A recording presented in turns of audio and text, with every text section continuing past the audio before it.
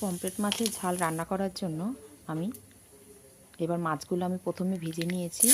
এবার কড়াইতে তেল আর কালো জিরে ফোড়ন দিয়ে পেঁয়াজ আর কাঁচা লঙ্কা দিয়ে দিলাম। এবার এগুলো একটু লাল লাল করে ভাজা হলো। আমি এখানে পেঁয়াজ, টমেটো, লঙ্কার গুঁড়ো, নুন, হলুদ জলে গুলিয়ে রেখেছি সেগুলো দিয়ে দিলাম তেলের মধ্যে। এবার একটু কষাবো ভালো করে, কষিয়ে তেল ছেড়ে আসলে এবার আমি এখানে দিয়ে দেবো পরিমাণ মতন জল। ঝোলটা ফুটে উঠেছে, এবার আমি একে একে মাছগুলো এর মধ্যে দিয়ে দেবো। তোমরা এভাবে রান্না করে খেয়ে দেখবে বন্ধুরা, দুর্দান্ত লাগবে, অপূর্ব লাগবে।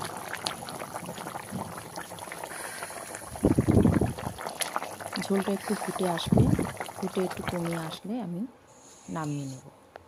হয়ে গেছে আমার পমফ্রেট মাছের ঝাল। তোমরা দেখে নাও কীরকম